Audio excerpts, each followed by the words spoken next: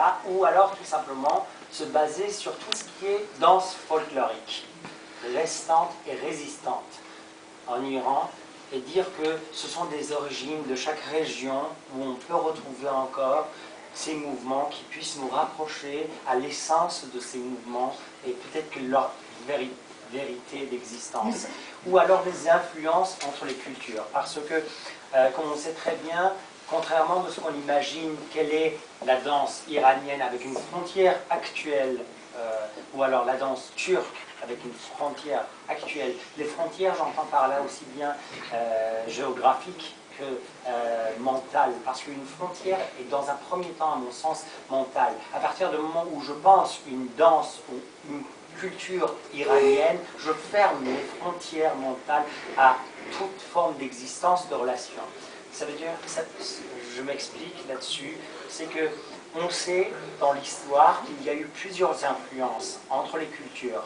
Il y a eu les grandes périodes de migration et de migration sous les Sassanides, ensuite sous les Qajars, sous les Pahlavis, et ensuite la nouvelle période qui est l'ère de 30 ans de la République islamique, la répression totale de l'art, ce qui fait qu'il y a énormément d'échanges culturels. À nos jours, on voit de plus en plus les musiques mélangées et qu'on ne trouve vraiment plus l'origine. Même en allant dans un pays puriste comme le Japon, où on croit pouvoir voir l'origine de leur art et leur culture et la danse et le théâtre, on voit énormément d'influences. C'est inévitable. Et heureusement que c'est comme ça, parce que nous avons besoin d'ouvrir nos frontières mentales. Et donc, on peut trouver les origines de ces influences en Chine, sur le mouvement de la danse iranienne en Chine. C'est étrange parce que j'étais en train de travailler sur les 7 pavillons, les Haft-Beka de Nizami Ganjadi, un très grand poète d'ancien Perse qui est né à Ganje, qui se trouve actuellement dans le Caucase. Lui, il avait écrit et décrit l'influence entre le prince, l'échange culturel entre le prince Bahram de Gour, de la dynastie sassanide, et cette princesse du monde, de cette contrée.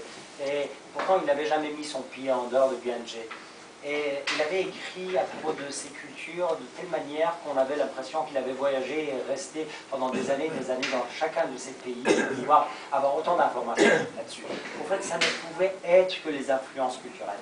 Et quand je voulais créer les chorégraphies et les danses sur chacune des histoires, et en allant chercher des danseuses correspondantes à chacun des contrées, par exemple en allant vers la Chine, je trouvais une danseuse folklorique chinoise des villages chinois.